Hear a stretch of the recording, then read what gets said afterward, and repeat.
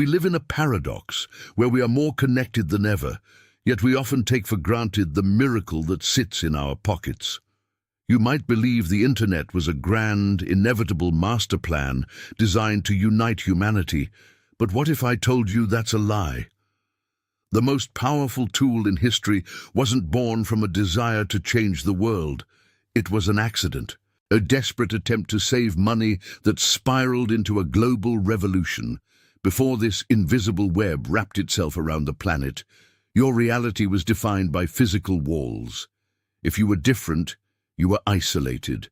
But today, we are going to shatter that illusion of separation.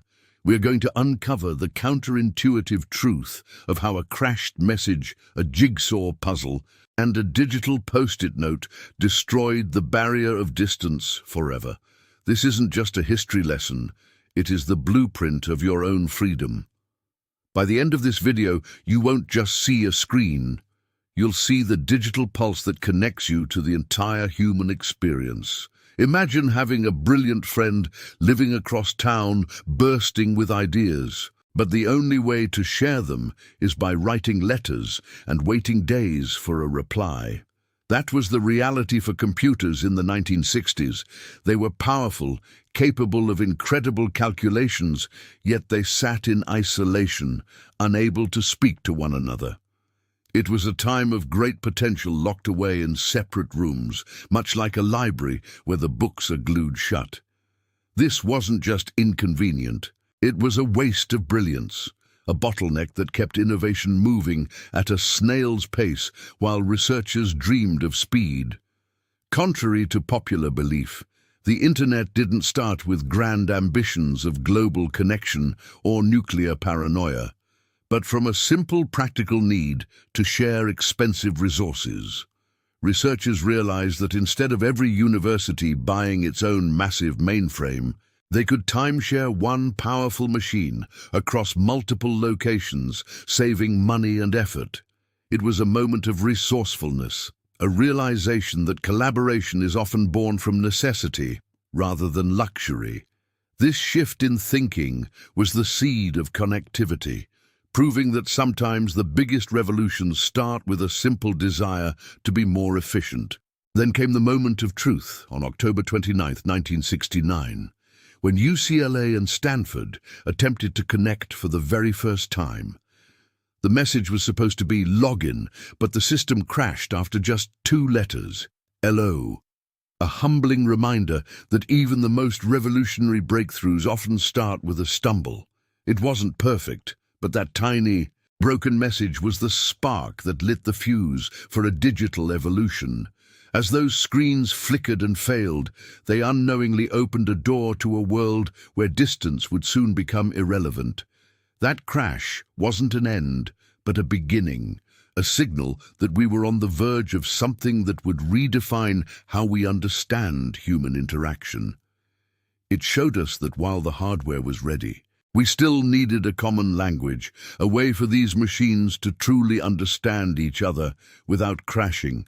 The desire was there, but the method was still raw, waiting for a structure that could handle the weight of the world's information. And just as we were figuring out how to make machines talk, a new challenge was quietly emerging on the horizon. Imagine trying to mail a massive, priceless jigsaw puzzle to a friend living on the other side of the country. If you pack it all in one giant box and the delivery truck gets lost, the entire masterpiece is gone forever, leaving you with nothing but regret. But what if you broke that puzzle down, sending each piece in its own envelope, labeled exactly where it fits? Even if they take different roads, getting stuck in traffic or taking detours, they eventually arrive and come together perfectly. This is the brilliance of packet switching, a method that turned the risky gamble of data transfer into a guarantee of arrival. In the early 1970s, a French network called C-Clades proposed a radical idea that changed the rules of the game entirely. They suggested that the network shouldn't be the babysitter, constantly worrying about the safety of the data it carried. Instead, the computers at the ends, the sender and the receiver, should be the ones responsible for making sure the message made sense. It was a shift from centralized control to individual empowerment, freeing up the lines of communication to handle more traffic without clogging. This innovation meant that the pipes could just be pipes, letting the smart machines do the heavy lifting. This method of breaking data into labeled chunks meant that information could flow like water, finding the path of least resistance. If one route was blocked by a digital traffic jam or a broken line, the packets would simply find another way around, ensuring resilience in the face of failure. It solved the massive headache of congestion, preventing the entire system from grinding to a halt just because one road was closed. Suddenly, the network wasn't just a fragile wire. It was a living, breathing web capable of healing itself. It was the difference between a single, fragile thread and a robust, woven net. Yet history has a funny way of forgetting the pioneers who didn't make the headlines or the fortune. Britain's NPL and France's Cyclades developed these groundbreaking technologies, but they couldn't commercialize them, and eventually their projects were shut down. Their specific networks died. But their ideas became the invisible foundation of everything we use today, proving that a failure can sometimes birth a global connection. They laid the groundwork for a world where data could travel freely, but there was still a missing piece. We had the roads and the vehicles, but we still needed a universal map to guide them. Imagine walking into a crowded room where everyone is shouting, but no one understands a word because one speaks English, another Spanish, and a third Mandarin. They are physically together, yet completely isolated by a barrier of understanding, unable to share their brilliant ideas or coordinate a simple task. This was the state of the digital world in the early 1970s. Different networks existed, but they spoke entirely different languages. It was a chaotic landscape of potential connection that was rendered useless by incompatibility. The hardware was there, but without a common tongue, the revolution was stalled. Into this confusion stepped two visionaries, Bob Kahn and Vint Cerf, who realized that for a true network to exist, we needed a universal standard. In 1974, they introduced the TCP/IP protocol, which acted like a master translator for every machine, regardless of its make or model. It was a set of rules that standardized how data packets were formatted and addressed, ensuring that a message sent from one place arrived intact and understood at another. This wasn't just code, it was diplomacy for machines, a way to bridge the gap between disparate systems. It turned a collection of isolated islands into a single cohesive continent. The true turning point arrived on January 1st, 1983, a date often cited as the official birthday of the modern Internet. On this day, ARPANET and the Defense Data Network made the bold switch to this new protocol, effectively unifying the digital landscape once and for all. It was a massive undertaking, akin to changing the tires on a moving car, but it was necessary for the evolution of global communication. This transition proved that shared standards are more powerful than individual strength. It was the moment the Internet stopped being a concept and became a tangible reality. Before this unification, the digital world was fragmented, a series of walled gardens with no gates. After TCP/IP, it became a true network of networks, a decentralized web where no single entity held the keys to the kingdom.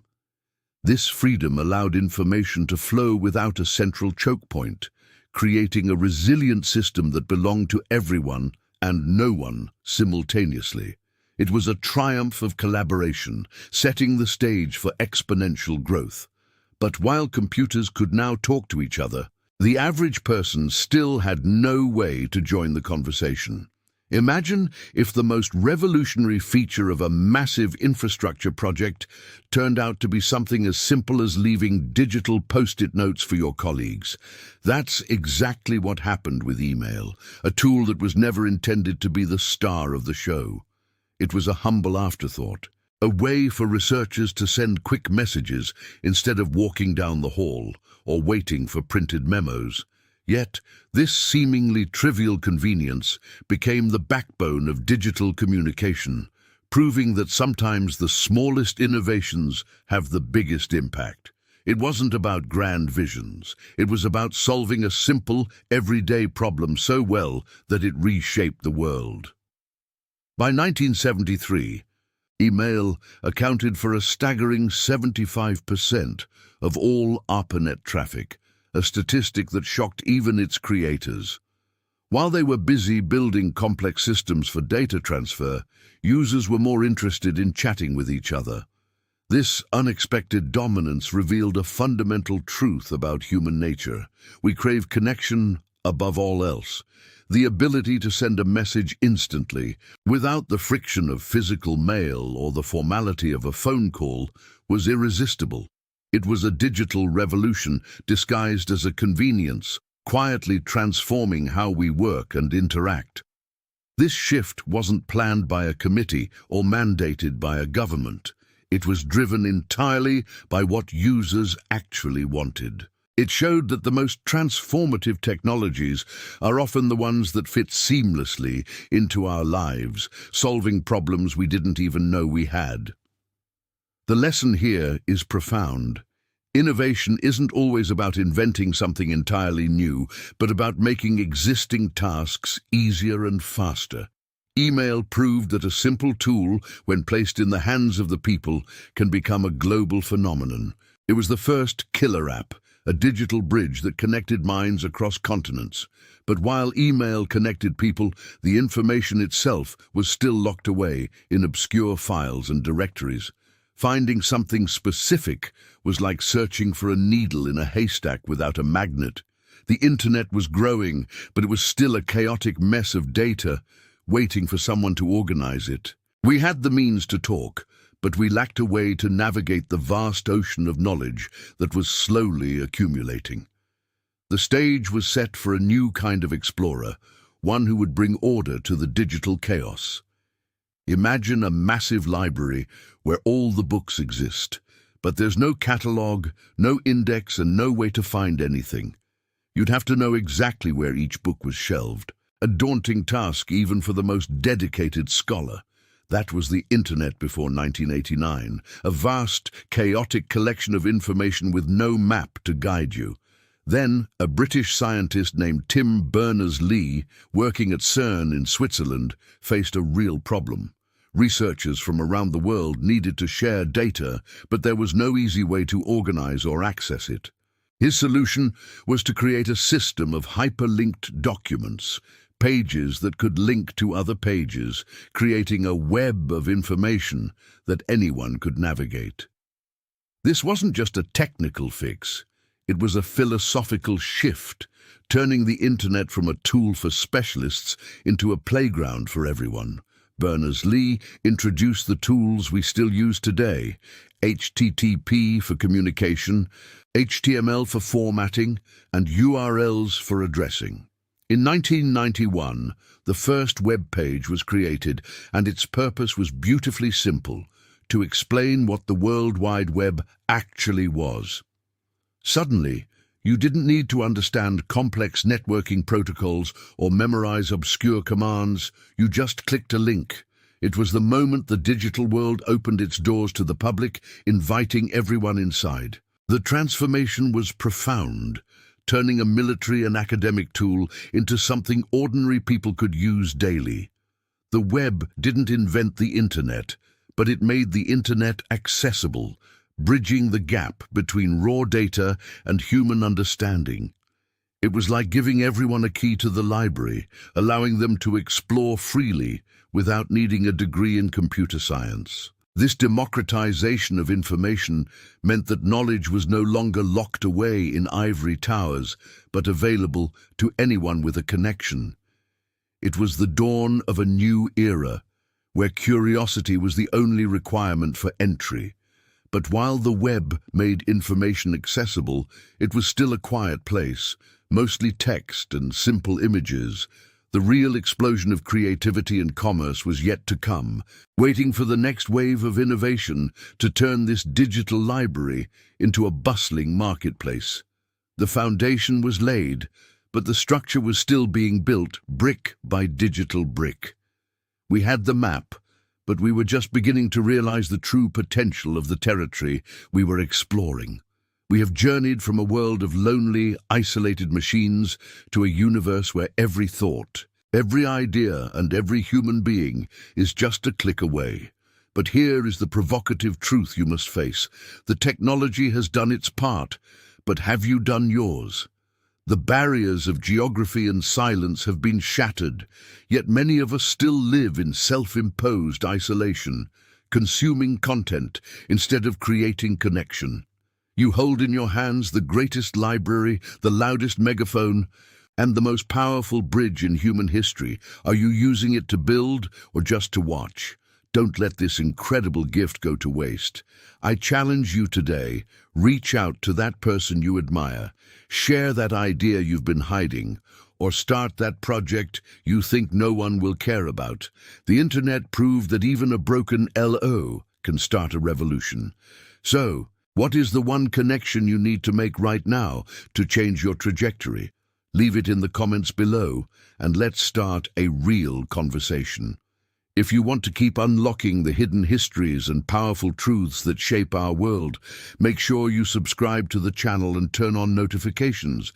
You don't want to be the one left offline when the next big insight drops. Until next time, stay connected.